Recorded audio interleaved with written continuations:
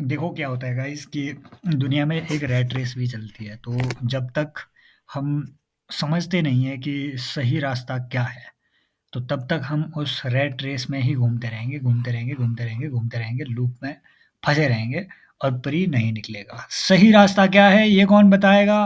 वही जो question paper बना रहा है, यूपीएससी। तो ये हमारी एक सीरीज़ है, ठीक है? पिछले साल भी चली थी, पीवाईक्यू रिसर्च प्रोग्राम है, ठीक है? आप डेली जॉइन कर सकते हैं, हालाँकि 1-2 दिन के गैप के बाद मुझे जब टाइम लगता है, क्योंकि मुझे कोर्सेज़ के भी लेक्चर प्रिपेयर करने होते हैं, तो यहाँ पे ये सारी पीवाईक्यू प्रैक्टिस की वीडियो आपको देखने को मिलेगी। डेली हम 5 पीवाईक्यू डिस्कस कर लिया करेंगे और मोस्टली जो कंटेंट है वो, ठीक है, वो कोर्स का ही कंटेंट इसमें आपको देखने को मिलेगा। राइट? हो सकता है आपके लिए फ्रूटफुल हो, डेली आप जॉइन कर सकते हैं। आगे बढ़ते हैं। ये क्वेश्चन ज़रा अटेम्प्ट करके देखिए आप, समझ रहे हो? अगर आपको लगता है कि कोचिंग की टेस्ट सीरीज़ ये लेवल ऑफ क्वेश्चन को मैच कर पाती है, तो आप गलत हैं। एक बार इस क्वेश्चन को पढ़िए, पढ़कर देखिए, ट्रिकें लगाइए, एलिमिनेशन टेक्नीक लगाइए, जो कि आपको यूट्यूब इतना पढ़ा रहा है, और उसके बाद आंसर को अटेम्प्ट करने की कोशिश कीजिए। तो क्वेश्चन कह रहा है कि the burden of tax on the commodity is independent of who it is explicitly imposed upon. दूसरा कि the burden of tax on a commodity depends on the slope of the demand and supply curves. देखिए पहली statement जो है कि burden of the tax on a commodity is independent of who it is explicitly imposed upon. ये statement गलत नहीं है, ये स्टेटमेंट सही है। ठीक है, जो दूसरी स्टेटमेंट है ये भी सही है। आंसर इसका बोथ 1 एंड 2। ये क्यों सही है भाई? ये फर्स्ट स्टेटमेंट क्यों सही है? आपने तो सबने गलत सोचा था सर, हम तो गलत सोचे थे। ये सही क्यों है? सही इसलिए है क्योंकि आपने टैक्स इंसिडेंस का जो कॉन्सेप्ट है इसको शायद अच्छे से आज तक समझा नहीं होगा। ये कॉन्सेप्ट क्या कहता है टैक्स इंसिडेंस? टैक्स इंसिडेंस का कॉन्सेप्ट कहता है कि भैया सरकार जो टैक्स लगा रही है किसी भी कमोडिटी पे, उस कमोडिटी पे टैक्स का जो बर्डन पड़ रहा है, कमोडिटी पे टैक्स का जो बर्डन पड़ रहा है, वो पड़ेगा ही पड़ेगा, वो पड़ेगा ही पड़ेगा। या तो उसको बायर या तो उसको बायर, ठीक है, B U Y E R, ठीक है, यू वाई ई आर, या तो उसको बायर बियर करेगा। यार मेरी हैंड राइटिंग, या तो उसको बायर बियर करेगा या तो फिर उसको सेलर बियर करेगा। समझ रहे हो बात को? लेकिन बियर इनमें से करेगा जरूर, और टैक्स तो लगेगा ही लगेगा। दिस इज टैक्स इंसिडेंस का कॉन्सेप्ट। अब यहां से हमने समझना ये है कि कौन से नेचर की गुड पे किस पे टैक्स का बर्डन पड़ेगा इन दोनों में से। क्या ये बायर पे पड़ेगा, क्या ये सेलर पे पड़ेगा? नाउ एक बात को बहुत ध्यान से समझना, there is something known as, ठीक है, इलास्टिसिटी ऑफ डिमांड। ये जो कॉन्सेप्ट है इलास्टिसिटी ऑफ डिमांड का, इस पे डिपेंड करता है कि भैया जो टैक्स सरकार लगा रही है उसको एक्चुअल में किस पे उसका बर्डन पड़ रहा है, बायर पे या फिर सेलर पे। अगर गुड्स की डिमांड इलास्टिक है, इलास्टिक डिमांड का मतलब क्या होता है? इलास्टिक डिमांड का मतलब होता है ईजी से, इलास्टिक ऐसा होता है, ठीक है, आप खींचो तो खुलेगा, मत खींचो तो एकदम बंद हो जाएगा। समझ रहे हो? इलास्टिक, इलास्टिक डिमांड का मतलब भी वैसा ही है ना? अब मान लो अगर डिमांड ज़्यादा होगी, है ना, या फिर मान लो अगर मनी सप्लाई ज़्यादा होगी या फिर गुड अगर सस्ती होगी, गुड अगर सस्ती होगी तो डिमांड बढ़ेगी, गुड अगर महंगी होगी तो डिमांड घटेगी। ये हुआ elastic demand. In elastic demand क्या हुई? In elastic demand normally, in elastic demand normally एक ऐसी डिमांड होती है जिसमें भले ही प्राइस बढ़े, भले ही प्राइस घटे, डिमांड लगभग सेम रहती है। तो ऐसी जो चीज़ें हैं, जो इन इलास्टिक डिमांड वाली चीज़ें हैं, फॉर एग्ज़ाम्पल मैंने कल एग्ज़ाम्पल दिया था टोबैको का, तंबाकू का, ठीक है? भाई लोग तंबाकू पीते ही हैं, लोग दारू पीते ही हैं, इसकी डिमांड लगभग इन इलास्टिक देखी जाती है। भले आप सरकार कितना टैक्स लगा दे तंबाकू में, दारू में, है ना? पहले ₹5 की जो बीड़ी का पैकेट था वो अब ₹20 में मिल रहा है, लेकिन सर लोग पीना छोड़ नहीं रहे हैं। अब अगर इस बीड़ी के एक बंडल पे सरकार टैक्स लगाती है, तो जो प्रोड्यूसर है, वो उस टैक्स का बर्डन कंज्यूमर पे आगे शिफ्ट कर देता है, और बिल्कुल स्मूथली शिफ्ट कर देता है। कंज्यूमर उस टैक्स को पे करने में हिचकेगा भी नहीं, क्योंकि वो उसकी नीड बन गई है, डिमांड इनइलास्टिक है। दैट मीन्स अगर कुछ ऐसी कमोडिटीज़ हैं, जिनकी डिमांड इनइलास्टिक है, तो बर्डन किस पे आएगा? बायर पे। लेकिन अगर कुछ ऐसी चीज़ें हैं, गुड्स कुछ ऐसी है, ठीक है, जिनकी डिमांड इलास्टिक है, फॉर एग्जांपल मेंटोस। मान लो मेंटोस की टॉफ़ी जो है, जो भी मेंटोस बेचता है, अगर उसके प्राइसेस बढ़ गए तो उसकी डिमांड भाई घट जाएगी। मेंटोस जीवन आपका तबाह हो जाएगा। तो भाई उसी शॉक को एब्ज़ॉर्ब करने के लिए वो जो बढ़े हुए टैक्स है उसका बर्डन सेलर खुद बियर करेगा ताकि उसका प्रोडक्ट कहीं फेल ना हो जाए। समझ रहे हो? That means incidence of tax जो कमोडिटी पे टोटल टैक्स पड़ रहा है, बर्डन ऑफ टैक्स वो बढ़ ही रहा है। It is independent of who it is explicitly imposed upon, है ना? नॉमिनल इंसिडेंस एंड जो आपका रियल या फिर इसको कहते हैं इकोनॉमिक इंसिडेंस भी। इकोनॉमिक इंसिडेंस ऑफ टैक्स, समझ रहे हो? ये जो टैक्स इंसिडेंस का ये ऊपर वाला कॉन्सेप्ट है ना कि भैया बर्डन जो है कमोडिटी पे पड़ेगा ही पड़ेगा and it is independent of who it is explicitly imposed upon. Tax का बर्डन पड़ेगा ही पड़ेगा। उस टैक्स बर्डन को हम कहते हैं इकोनॉमिक इंसिडेंस ऑफ टैक्स। भैया वो पड़ेगा ही पड़ेगा, नॉमिनल भले कहाँ पड़े लेकिन इकोनॉमिक इंसिडेंस तो गुड पे ही पड़ेगा उसका भार। समझ रहे हो? तो ये सीएपीएफ एससी पे इस तरीके के क्वेश्चन पूछे गए हैं और अच्छे से आप ये प्रैक्टिस कर सकते हैं। अगला क्वेश्चन कि in recent year which one of the following, थोड़ा जल्दी चलेंगे इस पे हमने टाइम ज़्यादा थोड़ा लगा लिया।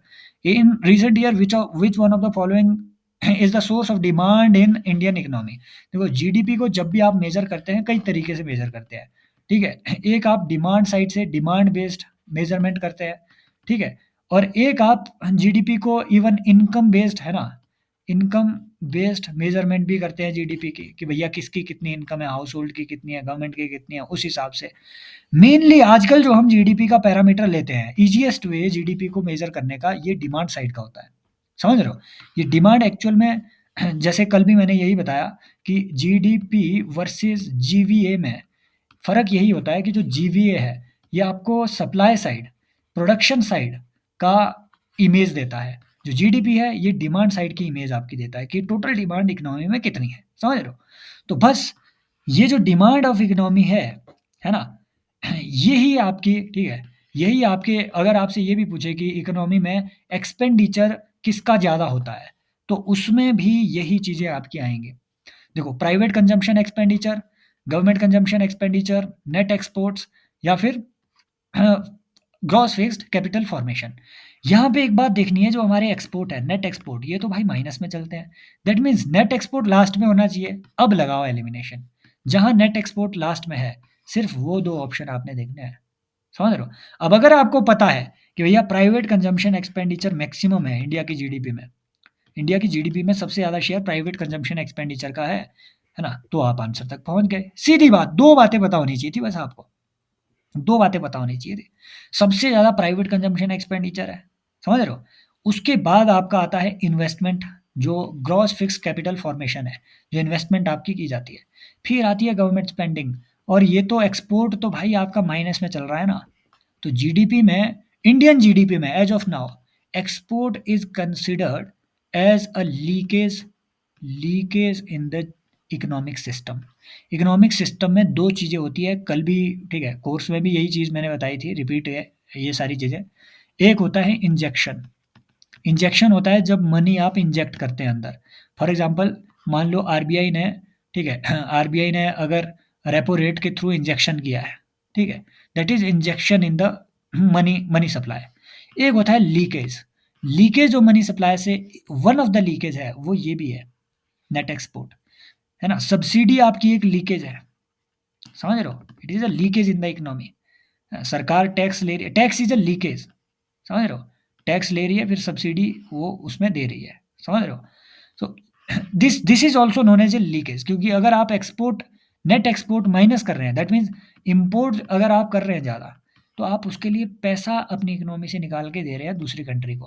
तो it is a leakage in your economy.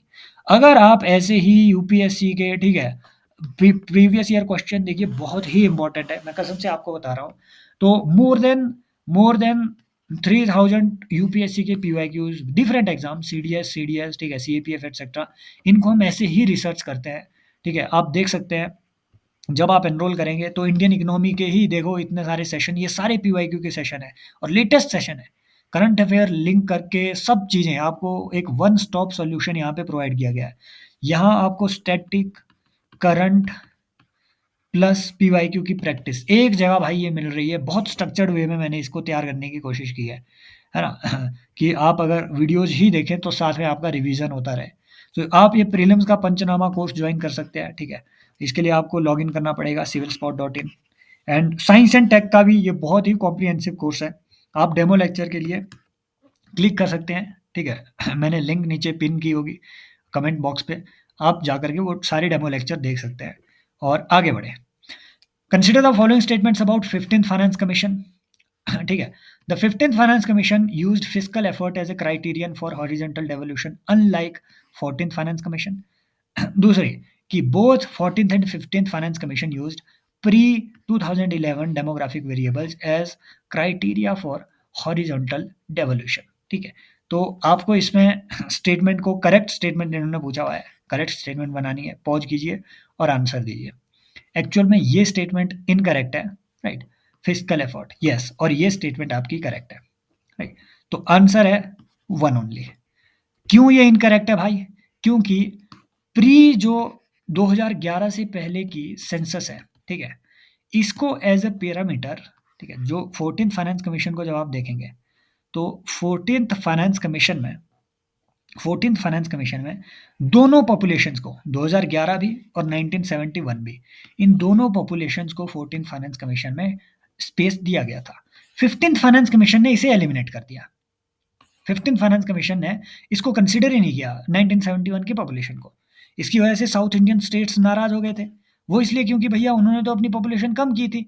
अब वो पॉपुलेशन का क्या बेसिस कौन कौन सा ले रहे हैं 2011 में। अब 2011 में जो पॉपुलेशन की हालत है वो 1971 से बहुत अलग है। 1971 में सदर्न स्टेट्स का जो शेयर था पॉपुलेशन वाइज वो कंपैरेटिवली ज़्यादा था। और 2011 में क्या हो गया, साउथ स्टेट की, सदर्न स्टेट्स की पॉपुलेशन तो कम हो गई, उन्होंने फैमिली प्लानिंग पे काम किया है। लेकिन नॉर्थ में बिहार हो गया, यूपी हो गया, भाई यहाँ तो प्रचंड आपकी जनसंख्या ये तो बढ़ी जा रही है, लगता है इधर कुछ और काम है नहीं है, लगता ही है ना ये। तो भाई इसकी वजह से साउथ वाले स्टेट नाराज हो गए थे। उन्हीं की नाराजगी की वजह से ये एक नया पैरामीटर लाना पड़ा था कि भैया चलो कोई नहीं, साउथ वाले स्टेट हो, हम तुम्हें इंसेंटिवाइज करेंगे, 12.5% उन लोगों को, उन स्टेट्स को हम देंगे जिन्होंने डेमोग्राफिक परफॉर्मेंस शो की है, फैमिली प्लानिंग वाली। समझ रहे हो? तो ये कहानी 15th फाइनेंस कमीशन की याद रखनी है, इस पे सवाल पूछेगा वो, नंबर वन, है ना। नंबर दो, 14th फाइनेंस कमीशन ने, हाँ ये तो हो गया क्लियर। दूसरा, कि 15th फाइनेंस कमीशन ने फिस्कल एफर्ट को भी एज ए क्राइटेरिया माना है, टैक्स एंड फिस्कल एफर्ट। सवाल यहां से वो ये पूछेगा कि क्या ये पहली बार अडॉप्ट किया गया टैक्स एंड फिस्कल एफर्ट। सवाल ये भी पूछेगा कि क्या 2011 की पॉपुलेशन पहली बार अडॉप्ट की गई 15th फाइनेंस कमीशन में। नो, इससे पहले भी 14th फाइनेंस कमीशन में थी। टैक्स एंड फिस्कल एफर्ट, क्या ये पहली बार अडॉप्ट किया गया? यहाँ देख के आपको लगता है नो, बट भाई साहब द यूपीएससी हब में आप सिर्फ यहाँ नहीं देखेंगे, आप यहाँ भी देखेंगे। जब आपको पता चलेगा कि नहीं, टैक्स एफर्ट, फिस्कल एफर्ट, ये आपके ये जो 12th फाइनेंस कमीशन है उसमें भी पहले था। एटलीस्ट क्राइटेरिया का आपको पता होना चाहिए कि क्या ये पहली बार इंट्रोड्यूस किया गया। ऐसे ही जो डेमोग्राफिक परफॉर्मेंस है, क्या ये पहली बार इंट्रोड्यूस किया गया? हाँ, ये यस, ये नो, ये नो। क्या इस साल के लेटेस्ट फाइनेंस कमीशन में 1971 की पॉपुलेशन है? नो। समझ रहे हो ना बात को? समझ रहे हो बात को? शेयर भी थोड़ा आइडिया होना चाहिए कि सबसे ज़्यादा शेयर किसको मिल रहा है ना? सबसे ज़्यादा शेयर किसको मिल रहा है? पॉपुलेशन और एरिया को, सॉरी इनकम डिस्टेंस को, सॉरी, राइट, इनकम डिस्टेंस को। हालांकि ये कम हुआ है इसका शेयर, इनकम डिस्टेंस का 50 से 45%। क्लियर? ये बात ध्यान में होनी चाहिए। देखो यही, इसी पे अब उन्होंने क्वेश्चन पूछा है कि फॉरेस्ट एंड इकोलॉजी का शेयर 15th फाइनेंस कमीशन में कितना रहा है। तो जब आप चार्ट को देखेंगे 10% शेयर है फॉरेस्ट एंड इकोलॉजी का। फॉरेस्ट एंड इकोलॉजी का 10% शेयर है 15th फाइनेंस कमीशन में। समझ रहे हो बात को? ये जो 15% शेयर है ये आपका 2011 की पॉपुलेशन का है 15th फाइनेंस कमीशन में। क्लियर? इसका है। एंड देन एरिया का है, एरिया का भी 15% शेयर है। 45% शेयर किसका है?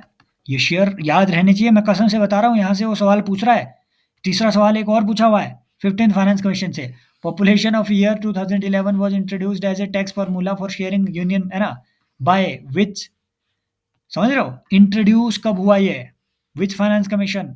तो भाई ये 15th नहीं है, ये 14th है। आम आदमी 15th लगा लेगा।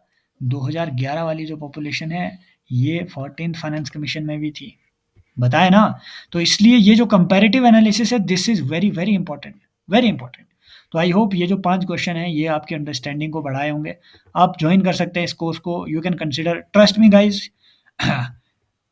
ठीक है, इन 2 कोर्सेज़ में इन्वेस्ट करना, ये आप एटलीस्ट आपको इससे डिसअपॉइंटमेंट नहीं होगी, ठीक है? आपको इसमें, ठीक है, जितनी जितनी वैल्यू आप लगा रहे हैं, आप 10-12 हज़ार की यार टेस्ट सीरीज़ खरीदते हैं, एक बार ये खरीद के देख लो। मेरे बारे में अगर जानना हो कि मैं कौन हूँ, तो आप civilspot.in यहाँ पे जाकर के मेरे बारे में पूरी डिटेल, ठीक है, वहाँ जाकर देख सकते हैं। मुझे बताना बार-बार अच्छा नहीं लगता है। तो मैं, ऐसा है कि एक्सपीरियंस्ड आदमी ही हूँ, ज़्यादा जानना होगा आप यहाँ पे लॉगिन करके जान सकते हैं, right? And then you can log in to these courses as well. Thank you so much, take care, bye bye, as always, love you all.